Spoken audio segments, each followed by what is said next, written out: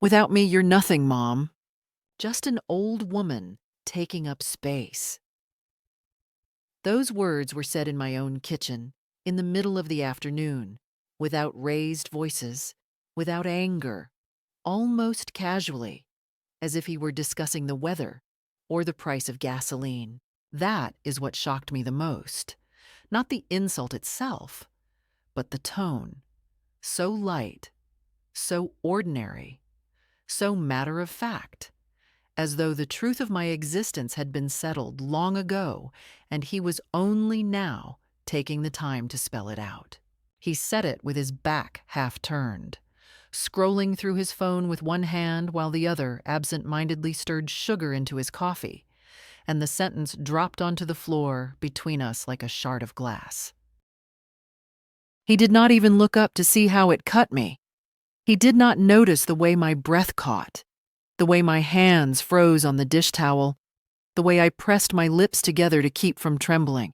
I suppose he thought I had nothing left in me worth trembling for. I suppose he believed in that moment that he had the right to define me, to decide the boundaries of my worth. I am 81 years old, and I live alone now in a narrow apartment above a laundromat on the south side of town. The kind of place where the smell of detergent and hot metal drifts through the floorboards and the rattle of machines becomes the pulse of your evenings. When the dryers spin, the whole building hums like a tired engine, and sometimes, late at night, that sound keeps me awake. Other times, I welcome it because it drowns out the silence. The walls are thin, painted a dull beige that has absorbed decades of smoke and steam, and the only window looks out onto a crooked alley where the trash bins line up like dented soldiers and the cats fight for scraps when the bars close. It is not the home I built, not the house with the lilac tree in the yard and the creaky stair where my late husband used to sit with his guitar. Not the kitchen where I taught Michael how to stir pancake batter without spilling flour across the counter. It is just a room with a lock and a rent I can barely afford. But it is mine, at least for now, and that is something. I did not always live here. Until 2 years ago, I still had my house, the place I bought with my husband in 1976. The place where the walls carried the smell of roast chicken and cinnamon in December, where the bedrooms echoed with the sound of children running indoors, slamming, where photographs hung in crooked frames because I could never measure straight, but I never cared. That house was more than wood and plaster. It was memory carved into space.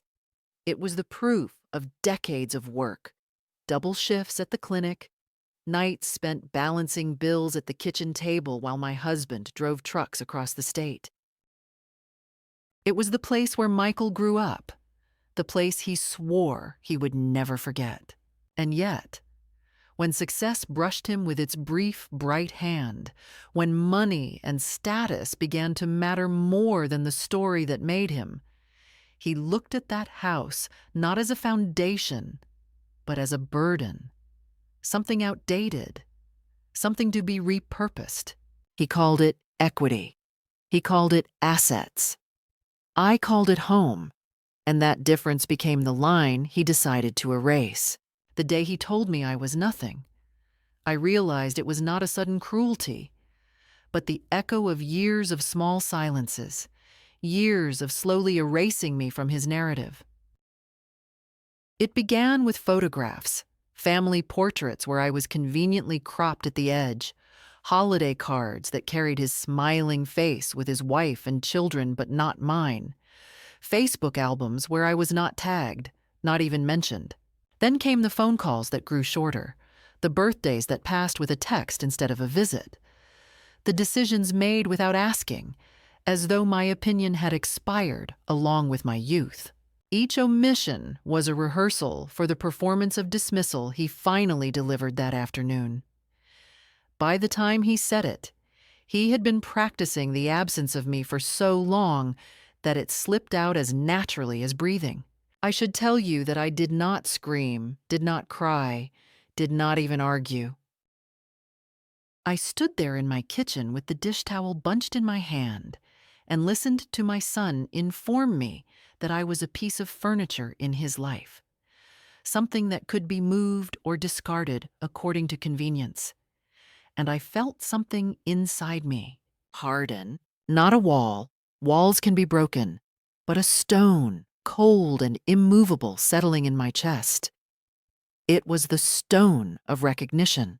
The recognition that the boy I carried for 9 months, the boy I nursed and sang to, the boy I shielded from his father's temper on the worst nights, the boy who once clung to my leg on his first day of school and whispered, "Don't leave me," was now the man who believed I had no value unless measured against what he provided.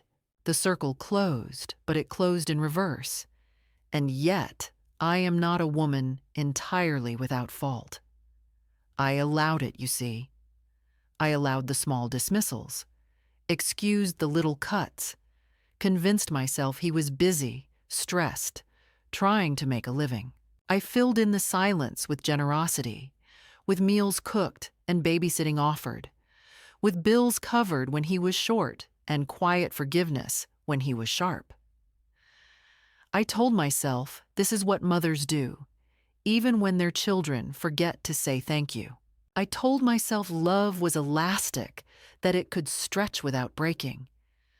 But the truth is, love is not elastic. It is fragile, and when pulled too far, it does not snap back. It frays, it tears, and the threads are never quite the same again. So here I am, 81, sitting at a small table pressed against a crooked wall above a laundromat, listening to the thrum of machines below and the cats yowling in the alley, remembering the moment my son told me I was nothing. I replay it not because I want to hurt myself with the memory, but because I want to understand how it is possible to arrive at such a sentence, how the child I once held in the crook of my arm could look at me and see vacancy, how a life of giving could be translated into a debt unpaid. And maybe, if I can trace the path, I can also trace the exit. Maybe I can find the point where his words stop being prophecy and start being the beginning of something else. When he left that day, when he slammed the door and drove off in his shining car with the leather seats and the tinted windows, I sat down at the kitchen table and opened my hands. The dish towel dropped onto the floor, and I stared at my palms, empty, lined, trembling. They were the same hands that had washed his clothes when he was sick, the same hands that had held him after nightmares, the same hands that had signed the papers that let him buy his first house. They were not nothing. They were a record, a map of survival. They were the proof of me. And though he could not see it, though he refused to see it, I knew then that one day he would. One day, those same words, "Without me, you're nothing," would turn back on him, and he would realize how wrong he had been. The only question was whether I would still be there to hear it.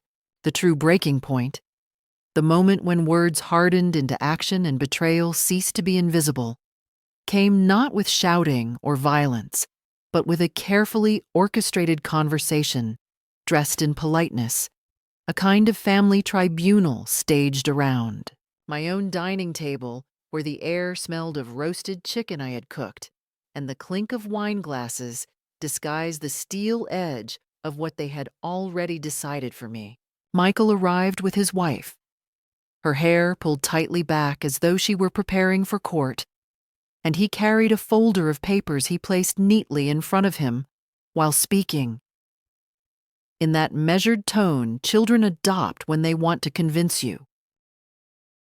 They know better than you, a tone at once indulgent and dismissive, as if I were a patient slipping into confusion. He began by complimenting me on the meal, then spoke of opportunities, streamlining, making things easier, and I sat there nodding as though I did not already hear the undertow in every syllable. What he really meant was this: the house I had worked for, the house where his father and I had bled and saved, was no longer to be mine. He framed it as kindness. "Mom, it'll take such a weight off your shoulders," he said, pushing the documents closer. Pages of dense print with highlighted sections like traps already baited. Property taxes are only going up, and maintenance on an older home, well, it's not really safe for you anymore. You deserve comfort, not chores. We'll move you somewhere simpler, easier to manage, and you won't have to worry about anything. I'll take care of the paperwork. It's really just a formality," his wife added, her smile tight as thread pulled too hard. "And it's not like you'll be losing anything. We're family. What's ours is yours. This way everything stays in order." Their words spilled like sweetened poison, pleasant on the tongue until you realize the burn beneath. I should have refused outright. I should have stood up, told them that the house was mine, that I was capable, that I had earned the right to live and die within those walls surrounded by the ghosts of memory I had chosen. But instead, I felt that old familiar tug, the instinct to smooth things over, to keep peace, to believe the best of the child I once carried. So I asked questions in a voice already trembling with surrender. "Will I still be able to visit the garden? What about the attic? Your father's books are still up there. The quilt from my mother, it's on the cedar chest." And each time, they smiled, reassured, redirected. Of course, don't worry. We'll sort it all. You'll still be welcome anytime. The important thing is that you won't have to carry all this alone anymore." I nodded, even as I felt the ground shifting, because it is easier, sometimes, to agree to betrayal than to fight the people you most want to love you. The pen felt heavy in my hand. It was not the weight of ink or metal, but the weight of consequence. When I pressed it to the paper, I heard my husband's voice, as if from another room, the way he used to sound after long drives, weary but firm. "Don't sign away what you worked for, sweetheart. Don't let anyone convince you you're weak." But his voice was not in the room. Only Michael's was calm and insistent, a salesman's cadence polished by years of closing deals, promising security while pocketing ownership. So I signed, slowly, carefully, my name curling across the page like a thread unraveling, and with that gesture the house no longer belonged to me, though in my bones it still did, and always would. The betrayal did not reveal itself all at once. For the first few days, Michael was attentive, almost affectionate, calling to check in, bringing groceries, reassuring me that the move would be gentle, temporary, in my best interest. He spoke of painters, repairs, the possibility of selling eventually when the market was right. And each word was wrapped in the bright paper of opportunity. But I could already feel the box was empty. Then, without warning, he appeared one afternoon with a truck, 3 hired men, and a stack of cardboard boxes, moving through the rooms with the efficiency of strangers who had no history with these walls. They lifted my sofa, my chairs, my kitchen table as though they were merely weight and wood, not the vessels of memory, and they carried them out into the waiting truck, while I stood in the hallway with my arms pressed to my chest. I tried to protest to slow them down, but Michael clapped his hand on my shoulder, firm enough to silence me, and said, "Don't stress, Mom. It's all under control." "You'll thank me later," I watched as they packed away the photograph of my wedding day. The quilt my grandmother sewed. The dishes chipped but precious from decades of family dinners. Some items disappeared without explanation. When I asked about the clock that had hung above the fireplace since 1978, Michael shrugged, said it must have been misplaced. Not to worry, they'd find it. They never did. I began to understand that in this new arrangement, my questions had no answers, my losses no acknowledgement. It was as though, with one signature, I had surrendered not just the house, but the right to ask why. The apartment he moved me into was small, bare, anonymous, a space he described as cozy, but which felt more like storage. A single bedroom with a thin mattress, a window that overlooked a parking lot instead of a garden, a kitchen with no room for the wooden table where we once laughed over board games. He set down the last box and kissed my cheek with the distracted affection of a man already thinking of his next appointment, then said, "Just make yourself comfortable here for now. Once everything settles, we'll see about something better. You're not on your own. You've got me." And then he left, and I stood in the silence of a room that had no trace of me in it, holding the deed in my memory like a wound. That night, sitting on the edge of the strange bed, surrounded by boxes labeled in someone else's handwriting, I realized the true shape of the betrayal.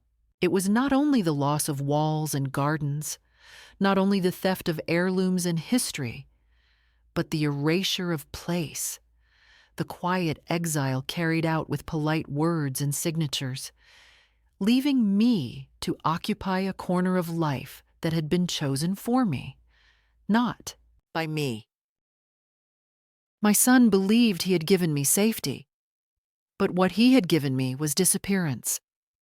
And as I lay down on that narrow bed, the paper-thin walls humming with the sound of someone else's television, I felt a chill settle into my bones. It was not the cold of the room.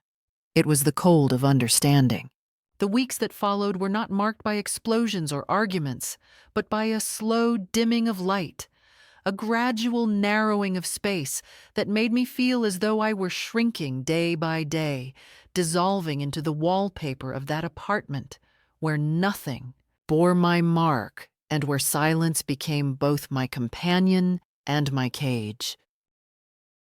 At first, I told myself that Michael was simply busy with work, that he needed time to settle the paperwork and arrange a better living situation, that he would come by with the children on a Sunday afternoon, and we would share coffee and stories, just as we used to. But the days passed like water dripping steadily from a leaking faucet, and no visit came. No call that lasted longer than a few distracted minutes, and the promises he had spoken so firmly began to scatter like ashes in the wind. I tried to believe him, because believing him meant believing I had not betrayed myself by signing those papers.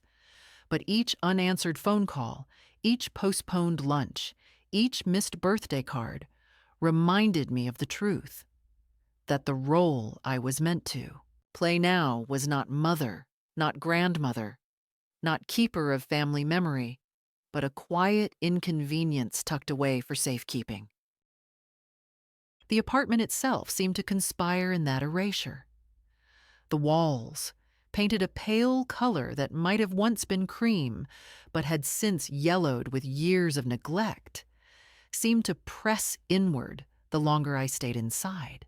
The single window faced west, offering no view but a strip of asphalt and the dumpsters behind a convenience store.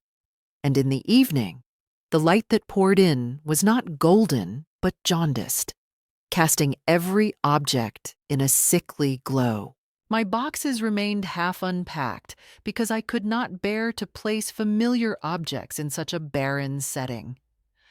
What was the point of arranging my books on a flimsy shelf when I knew the shelf could not carry the weight of years? What was the point of hanging photographs on walls that already rejected me? So I left them sealed, stacked like silent witnesses against the corner of the room, and each time I glanced at them, I felt as though they were accusing me of complicity, as though they knew I had allowed them to be displaced. It was not only the space that told me I had been diminished. There were practical humiliations as well, small slights that might not have stung so sharply if they had not come from my own son. Letters from the bank, reminders from the doctor's office, even invitations from old friends continued to arrive at the address of the house I no longer owned, but which still carried my name in the records of the world. Michael would collect them, he said, and bring them by. But weeks would pass, and when he finally appeared, he would hand me a small pile, thinned by what he had decided was worth saving. "Most of it's junk," he would say with a dismissive wave, and I would nod, though I could see that the envelopes had already been opened, the corners bent, the privacy of my life handled like something insignificant. I began to suspect that more was being withheld, that bills went unpaid or were redirected without my consent. But each time I tried to ask, he would cut me off, his tone sharp but still cloaked in the patience he reserved for me. "Don't worry about that, Mom. I've got it covered. Just relax." The word relax became a knife. Each time he used it, I felt the sharp edge of dismissal, as though my concern, my questions, my dignity were nothing more than nervous habits to be soothed away. I wanted to tell him that I had not relaxed for most of my life, that I had fought and worked and held families together while he was still learning to tie his shoes, that my vigilance was not a flaw, but the reason he could stand so tall now. But the words remained locked inside my chest. To speak them would have been to expose myself to further condescension, and I was already suffocating under the weight of the patronizing tone he carried so easily. Sometimes he would visit with his wife, and in those moments the cruelty was softer, more perfumed, but no less cutting. She would walk through the apartment with a polite smile, her eyes flicking over the peeling paint and the sagging curtains, and she would offer small suggestions that sounded like compliments. "It's cozy here, isn't it? Perfect for someone who doesn't need much. You must feel so free without the burden of a big house." And I would smile back, the kind of smile that keeps peace, while inside me something howled. They thought they were giving me freedom by stripping me of history. They thought they were gifting me simplicity by stealing from me the richness of a life lived in full rooms. They thought they were sparing me when in fact they were erasing me. The objects that vanished during the move haunted me more than the emptiness of the apartment. My husband's watch, which I had kept in a drawer for over 2 decades, was gone. The family Bible, with pressed flowers between its pages, could not be found. When I asked, Michael shrugged again, always the same indifferent shrug, and said, "Things get lost, Mom. Don't cling so much to stuff. It's the memories that matter." But what are memories without the anchors that hold them? What is a story without the relics that make it real? He did not understand, or perhaps he understood too well, and that is why he stripped me of them. To erase the anchors was to make the ship drift, and a drifting ship cannot resist the current. The calls from him grew rarer still. When I dialed, the phone rang unanswered, or else he picked up only to say he was in a meeting, or driving, or just about to call me back. That call never came. And so I sat in my apartment with the hum of laundromat machines beneath me, listening to the slow erasure of a bond that had once seemed unbreakable. My friends, those few still living, asked less and less about him, perhaps sensing the rawness in my silence. And soon the subject of family became one I avoided altogether. What could I say? That my son had taken my house, my history, my independence, and wrapped it all in the ribbon of responsibility? That he told me it was love while carving me out of his life? I began to notice the way the world looked at me differently. At the grocery store, clerks spoke louder, slower, as though my mind were as frail as my bones. Neighbors glanced at me with pity when they learned I no longer lived in the house I had called mine for nearly half a century. Even the mailman, when he delivered the envelopes Michael had decided were worth forwarding, offered me a smile too soft, too careful, the kind reserved for those considered fragile.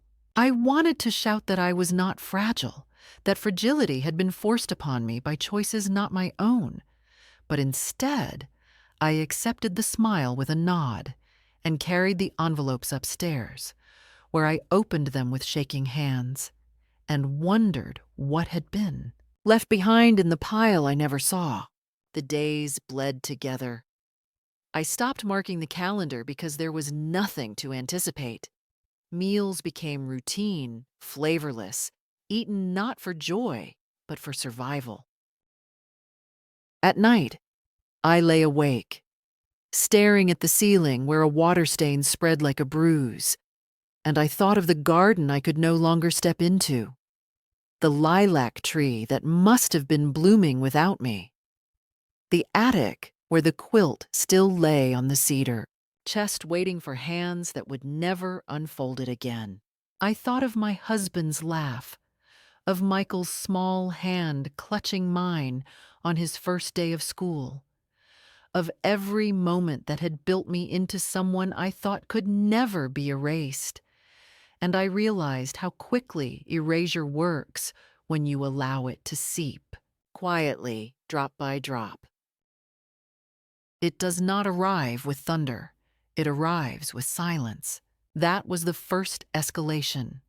Not a storm, not a break, but the slow suffocation of identity through politeness, through absence, through the gentle but relentless hand of a son who believed he knew better than the woman who made him.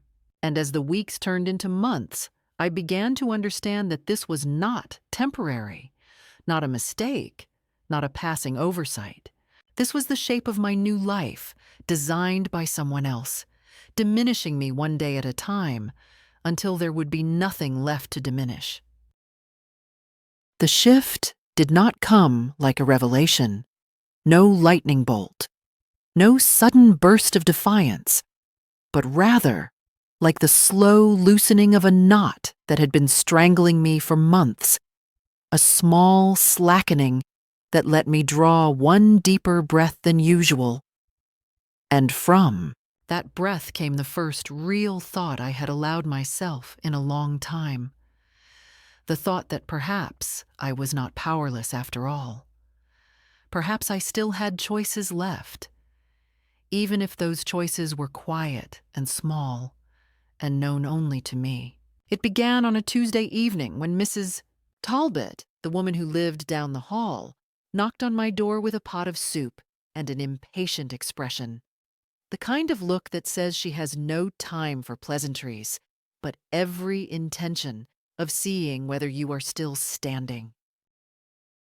She was 76, with cropped silver hair and the blunt manner of someone who had buried enough people not to waste words, and when she set the pot down on my counter, she eyed me as though I were a puzzle she meant to solve. "Why do you let them treat you like that?" she asked without preamble, and I blinked at her because no one had said it out loud before, not even me. I tried to protest, to explain, to weave excuses about busy schedules and good intentions, but she shook her head sharply and tapped one finger against the counter. "Don't do that," she said. "Don't make them saints when they've made you invisible. You're not a shadow. You're a woman who built a life, and they've parked you like an old car they don't want to sell or drive. If you don't take back the wheel, you'll rust before your time." Her words stung, not because they were cruel, but because they were mercilessly true. And for the first time in months, I felt the sting as medicine rather than wound. After she left, I sat with the soup steaming between my hands, and I realized that somewhere deep inside, I still carried the memory of myself as someone capable, someone who had once solved problems, paid bills, balanced accounts, managed a household. And I wondered whether that version of me had truly died, or whether she was only waiting for me to wake her. The next morning, while the laundromat below hummed with the rhythm of other people's clothes tumbling in machines, I opened the old tin box where I kept stray papers and mementos, and found, buried beneath expired coupons and faded photographs, a diatatesi bank booklet with an account Michael did not know about. It was an account I had opened decades earlier, back when my husband was still alive, and we were determined to keep a small cushion, a private safety net in case of emergency. Over the years, I had forgotten about it, or perhaps I had forced myself to forget, because it felt disloyal to hold something outside the reach of my son. But there it was, a faint echo of the woman I had been, still breathing through the thin paper of a bank statement. I walked 2 blocks to the branch and waited in line behind a young mother with a toddler clinging to her leg, and when it was my turn, I slid the booklet across the counter with hands that shook only slightly. The teller, a woman no older than 25 with nails painted the color of lilacs, tapped at her screen, looked up and said, "Yes, the account is still active. You have $3,024 available." I swallowed hard, nodded, and asked for a withdrawal. When she counted the bills and placed them in my palm, I felt a rush of something I had not known in months: ownership. It was not much, not compared to what I had surrendered, but it was mine, unclaimed, untouched, a reminder that I still had the right to move without permission. That night, I spread the bills on the bed and looked at them not as money, but as possibility. I did not yet know what I would do with it, but the sight of it was enough to remind me that I had not been completely stripped bare. I folded the notes into an envelope and tucked it into the inner pocket of my old winter coat, the one piece of clothing I had managed to bring from the house without Michael noticing, the coat that still smelled faintly of cedar from the closet, where it had hung for decades. When I slid my arms into its sleeves, I felt as though I were putting on armor, thin but protective, stitched with memory. A few days later, I found another relic of myself, a card tucked into a book I had not opened in years, the business card of a lawyer my husband once trusted, kept all this time for reasons I could never fully explain.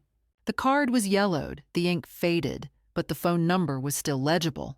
I dialed it one afternoon, half expecting a deadline, but a receptionist answered, cheerful, efficient, and when I explained who I was and what I needed, she placed me on hold before transferring me to a man with a steady voice.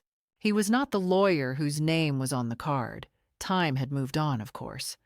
But his associate, a younger man who seemed surprised to hear from me. I told him I was not seeking a lawsuit, not yet, not even a confrontation, only information, clarity about what I had signed and what rights, if any, remained to me. He asked me to come in, and though I hesitated, I wrote down the address. I did not tell Michael. For the first time, I was planning something without his knowledge, and the secrecy felt like oxygen.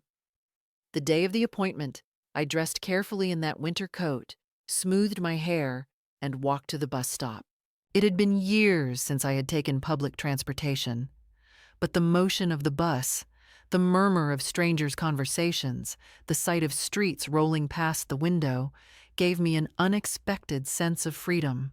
At the office, the young lawyer listened patiently as I explained, then leafed through copies of the documents I brought. He tapped his pen against the margins, frowned, and finally looked up. Legally, you transferred the property, yes. But you still have rights. You were not declared incompetent, and unless you grant him power of attorney, your financial independence is intact. He cannot touch accounts you hold separately, and he cannot force you to remain in any residence against your will. His words landed like stepping stones across a river I had believed uncrossable. I left the office with a folder of papers and the faint outline of options. More options than I had dared to imagine. That evening, I made myself a cup of tea, stronger than usual, and sat by the window watching the light fade. For months, I had felt like a ghost trapped in a space chosen by others, but now, holding the folder on my lap, I began to feel the contours of my own outline again. I was not yet strong enough to act boldly, but I was strong enough to consider. And considering was the beginning of change. The turning point, though, was not the soup or the money or the lawyer. The turning point was the night I took out an old sweater of my husband's, a navy cardigan frayed at the cuffs, and put it on before bed. The wool was scratchy, the sleeves too long, but when I wrapped it around me, I felt as though he were standing at my back, whispering the words he once said when times were hard. "You're tougher than you think, sweetheart. Don't let anyone convince you otherwise." I lay down on the narrow bed, the laundromat machines humming below, and for the first time since the day Michael told me I was nothing, I believed that perhaps I was not. The second wave did not wait long to arrive, and when it did, it came with the force of confrontation rather than the slow erosion I had grown used to. And though it startled me, though it made my hands shake and my voice falter, it also tested the strength I had begun quietly collecting in secret, the strength that had started to rise within me after the soup, after the bank envelope, after the visit to the lawyer, the strength that whispered I was not as powerless as they believed. It began on a Saturday morning when Michael appeared at my apartment without warning, knocking not in the polite rhythm of a visitor, but in the heavy, impatient pounding of someone who feels entitled to entry. I opened the door to find him already frowning, his phone in one hand, his body leaning forward as if he were about to push past me, and behind him stood his wife, her eyes darting nervously to the side as though she wanted to be anywhere but here. But still she came.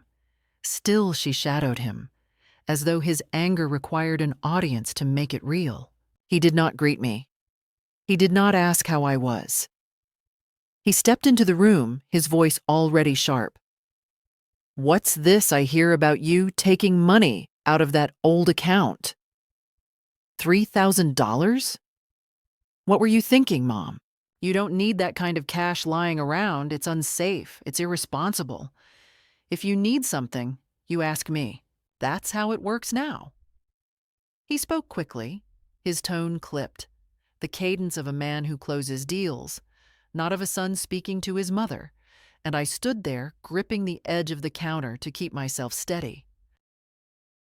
I wanted to say it was my money, earned with my hands, saved with my discipline, untouched for decades until now. But before I could form the words, he delivered the sentence that would mark me forever. "Without me, you're nothing," he said, his voice rising just enough to echo in the cramped apartment. "Just an old woman taking up space. Don't you get it? I'm the one keeping you afloat. You'd be lost without me." There it was again, not whispered this time, but declared, not casual, but cutting, and though the words pierced me, though they carved into the softest part of me where love still lived. I did not collapse. I did not shout back either. I simply looked at him, silent, and in that silence, I discovered something new: the power of not feeding his hunger for control. He wanted me to argue, to plead, to surrender the envelope of bills as proof of my dependence, but instead, I kept my lips closed. And in that stillness, his voice began to falter, his certainty to wobble. Because what is a tyrant without an audience? He turned away, muttered something about coming back when I was ready to be reasonable, and left, his wife trailing after him, her eyes flicking toward me with something that looked almost like apology before the door shut behind them. That night, I did not sleep, but I did not despair either. I sat in the narrow chair by the window with the winter coat wrapped around me and thought about what he had said. How easily he believed that my existence depended on him. How firmly he had convinced himself that my worth was measured only by the extent to which he could manage it. It was then that I realized I could no longer wait for permission to reclaim myself. If I wanted air, I had to create space to breathe. And so, the very next morning, before the sun had risen high, I packed a small bag, slipped the envelope of money into my pocket, and left the apartment. I did not tell anyone where I was going. I did not leave a note. I simply walked out into the cold air and began again. I took a bus to the next town over, a place far enough that I would not be easily found, but close enough that I could still navigate without fear. There, I found a room for rent in the home of a widow named Mrs. Harris, who smelled faintly of lavender and onion soup, and who asked no questions beyond the practical. 100 a week, cash only, no guests without warning, and you keep the kitchen clean. "Do we understand each other?" she said, her eyes narrowing as if daring me to argue. I nodded. "We understand." She handed me a key without another word. The room was small, just a narrow bed, a dresser, and a window that overlooked a row of maples stripped bare for winter. But when I set down my bag and closed the door, I felt something I had not felt in years. Privacy that was mine alone. No one knew where I was. No one could tell me to leave. For the first time in a long time, I belonged to myself. Of course, it did not take long for Michael to notice my absence. 3 days later, my phone began to ring constantly, his name flashing across the screen like a warning. I let it ring. I let it ring until the battery died and the silence returned. Then came the knocks at the door, not of my new room, but of the old apartment above the laundromat. Neighbors told me later they had seen him there, pacing, shouting my name, demanding to know where I had gone. When he realized I had vanished, his anger seemed to curdle into panic, because men who rely on control cannot bear to lose sight of what they think belongs to them. He left messages on my voicemail, at first commanding, then pleading, then finally laced with desperation. "Mom, you can't just disappear like this. You're scaring everyone. We need to talk. Please, just call me back." "I'll do anything. Just tell me where you are." I listened to them once, then deleted them all. But his desperation did not stop there. A week later, I returned from the market with a loaf of bread and a carton of milk to find him standing outside Mrs. Harris's house, his car parked crookedly at the curb. He looked different, less polished, more frayed around the edges, his shirt untucked, his eyes ringed with shadows. And for a moment, I did not recognize him. He stepped forward, his voice cracking. "Mom, please. I need your help. Things aren't good right now. Deals fell through. The market turned. Please, can I come in? Can we talk? His hands trembled as he gestured, and for the first time I saw not the confident man who had stripped me of my home, but the frightened boy who used to wake me in the night after nightmares, begging me not to leave the room. But I did not open the door. I stood there with my groceries in my arms and looked at him steadily. And when I finally spoke, my voice was calm, steady, without anger. You said I was nothing without you, I reminded him. But look at me now, and look at you. His face crumpled, as though the words themselves carried weight. And for a moment, I thought he might sink to his knees. But I did not move. I did not comfort. I stepped past him, unlocked the door, and closed it behind me, leaving him on the porch in the cold.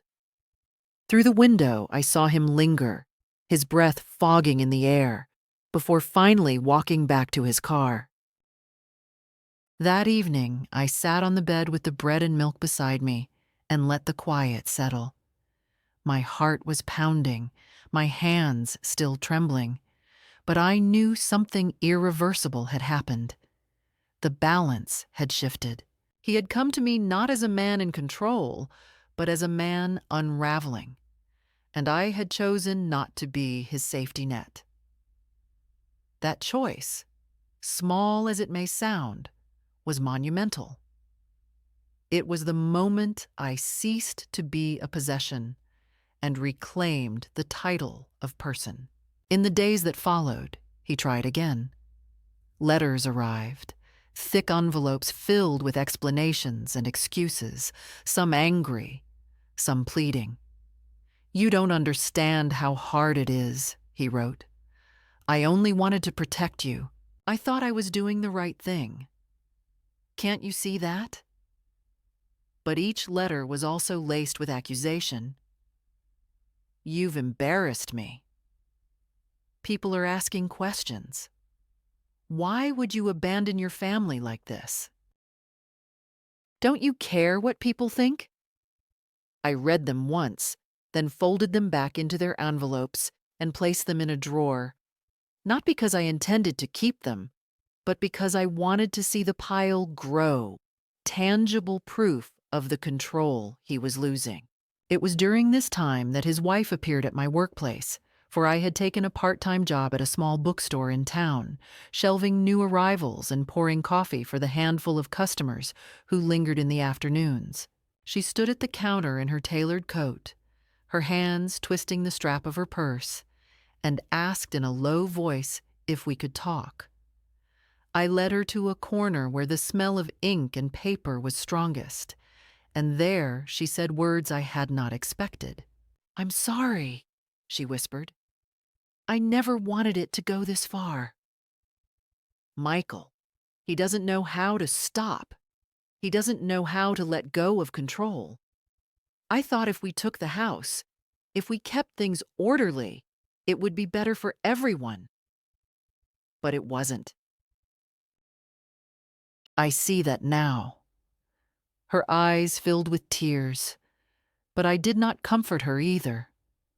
I told her gently but firmly that apologies spoken only after control is lost are not apologies at all. They are survival tactics. She nodded, defeated, and left without buying a book. The pressure continued. One morning, Mrs. Harris handed me a newspaper clipping she had pulled from the community section. There was my photograph, smiling weakly at some family gathering years ago, beneath the headline, Missing Matriarch. Family desperate for answers. Michael was quoted, his words a performance of concern. We're deeply worried. She vanished without a word. We just want her safe. His wife had a quote too. She's vulnerable. We fear something has happened.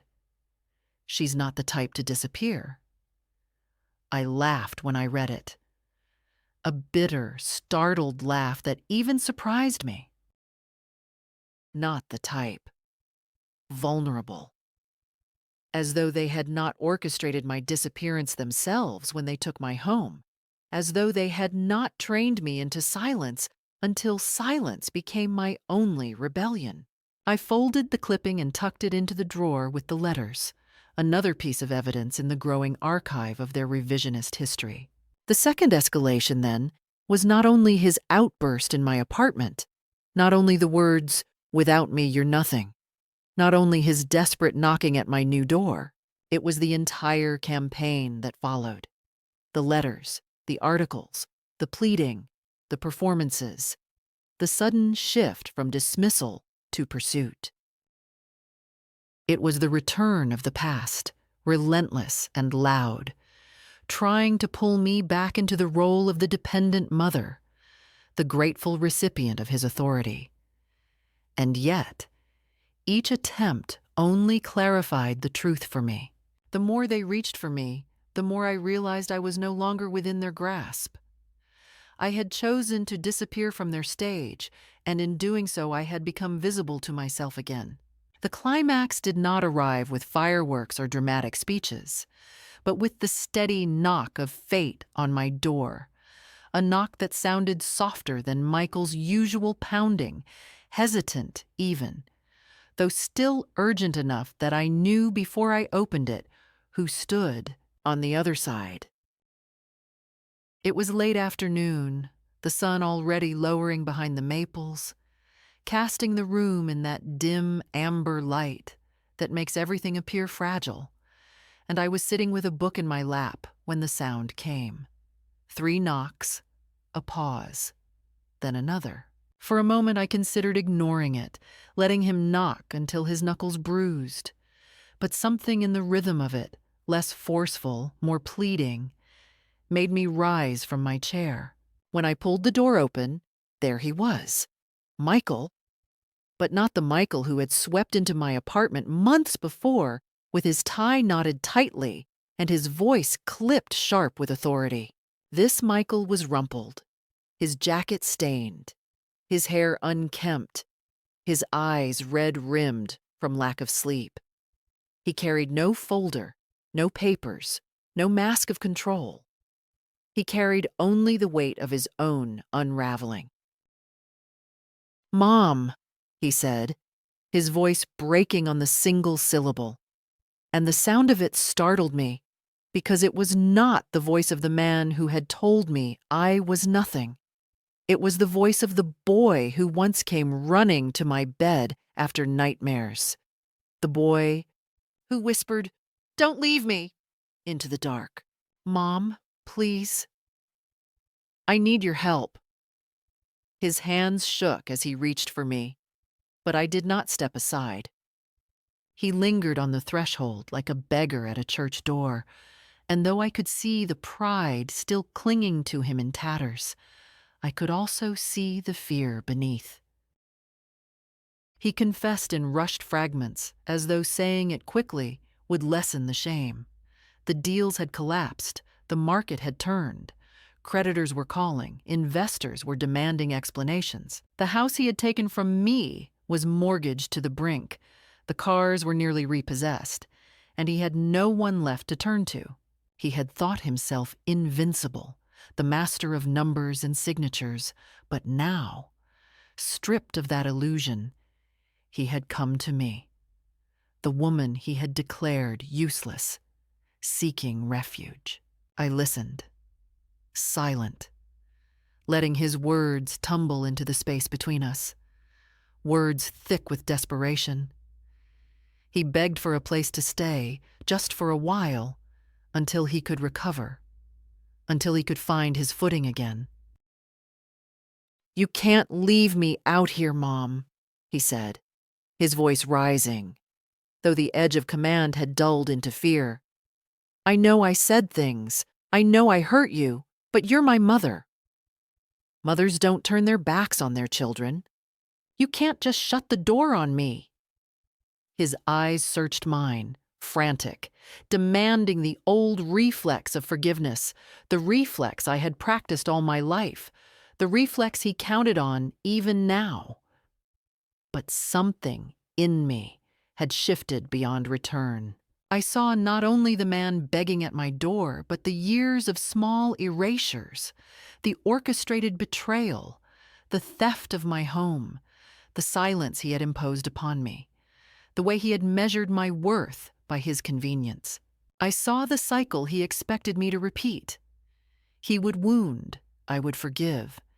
He would take, I would surrender. He would strip, I would cover myself in silence.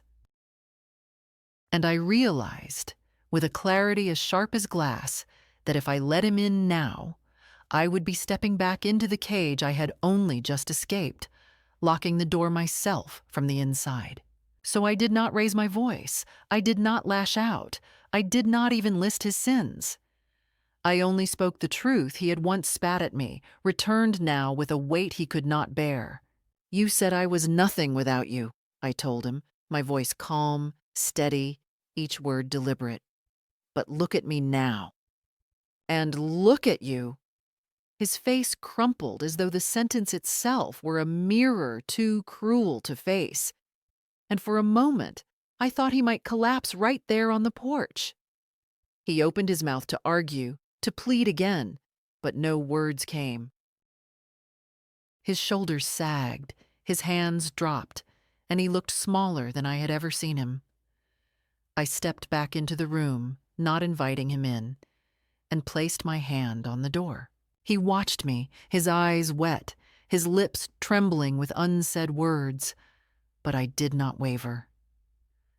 "I cannot give you shelter," I said quietly, "not because I hate you, but because I love myself more than the pain you bring. You took my home from me, and with it, you tried to take my dignity. But you cannot take what I will no longer offer.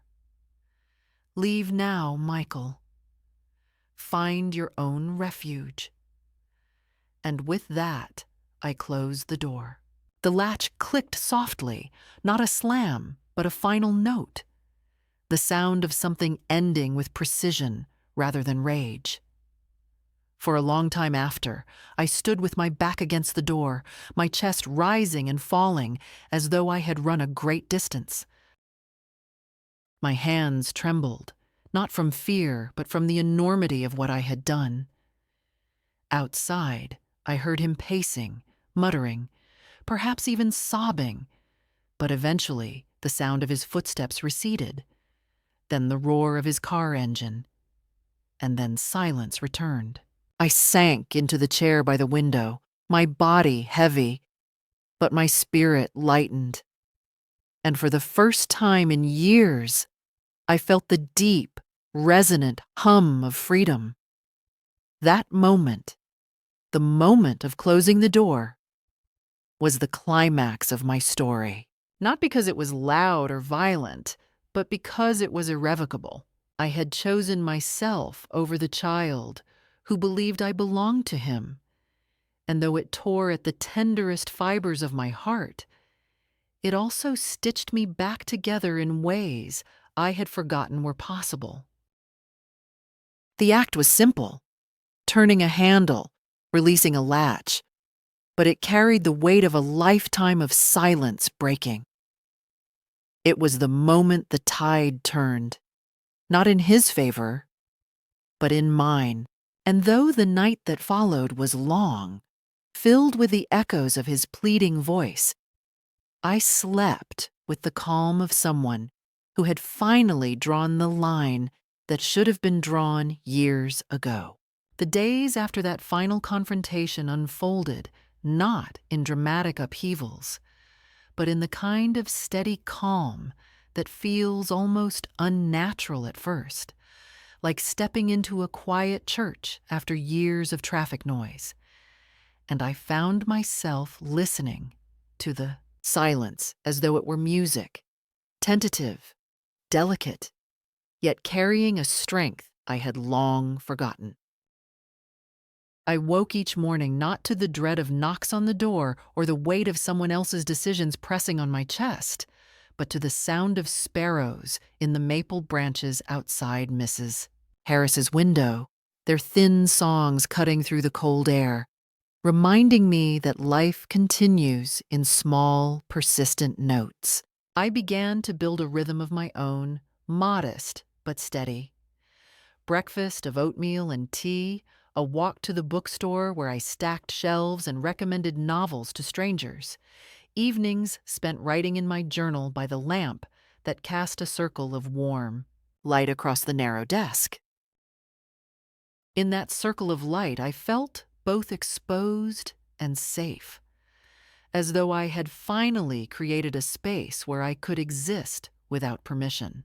I did not hear from Michael again for weeks, and though part of me expected the silence to ache, to gnaw at the maternal part of my soul that had been trained for decades to worry, I discovered that the ache never came. Instead, what arrived was a strange serenity, a recognition that my role as mother did not require me to be martyr, that love does not have to mean surrender, that survival sometimes demands a refusal.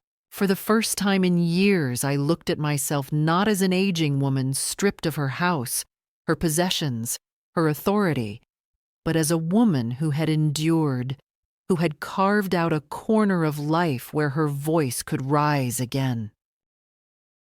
When I wrote in my journal, I addressed the pages as though they were letters to the girl I once was, the girl who once dreamed of independence before motherhood consumed her. And I told her, "You are still here. You did not vanish. You are not nothing." The room I rented, small as it was, began to carry traces of me. I unpacked some of the boxes I had once left sealed and placed photographs on the dresser. My wedding day, my children when they were still wide-eyed and innocent, my own face at 20, looking straight into the lens with a confidence I thought lost. I hung my husband's cardigan on the back of the chair and draped my mother's quilt across the bed, and slowly the walls stopped feeling like borrowed space and began to feel like sanctuary. Even Mrs. Harris noticed the difference. One evening, she looked at me over her teacup and said, "You've got color in your cheeks again. You're not fading anymore." I smiled and thanked her, though what I really wanted to say was that I had stopped letting myself be erased. Of course, there were moments of doubt. Nights when I woke in the dark and wondered whether I had been too harsh, whether closing the door on my own son had doomed him to a loneliness he could not survive. But then I remembered the years of small cruelties, the dismissal, the manipulation, the house taken under the guise of protection, the words, "Without me, you're nothing." And I knew that pity must not be confused with love. To let him back in under those terms would be to surrender everything I had fought to reclaim.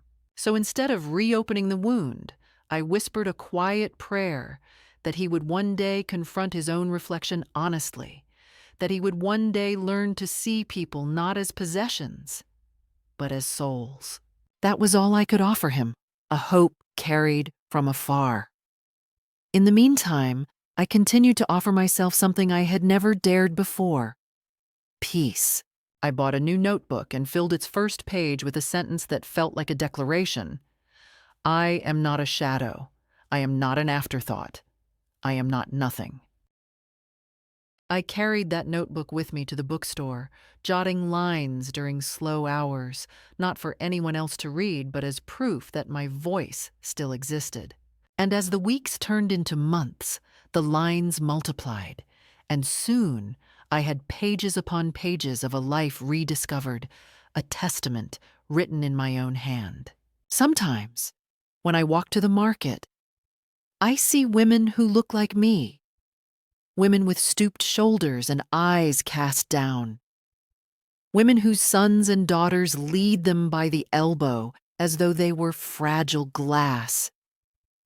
And I want to stop them, to tell them softly, but firmly, that they are not invisible, that they are not burdens, that they must not confuse dependence with devotion.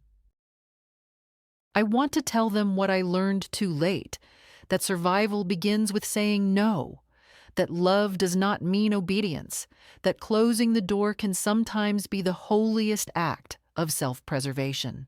I do not always speak, but in my heart I send the message anyway, hoping it reaches them somehow, the way Mrs. Talbot's blunt words once reached me. And so here I am, 81 years old, no longer in the house where my lilac tree blooms without me, no longer in the apartment above the laundromat where silence pressed me flat, but in a small room that carries my scent, my photographs, my quilt, my words. And in this room, I have found the dignity my son tried to erase. He was wrong when he said I was nothing without him. The truth is simpler, sharper, and far more liberating. Without him, I finally remembered that I am something I always was. And though it took me too many years and too many wounds to realize it, I will carry that truth with me now until the very end.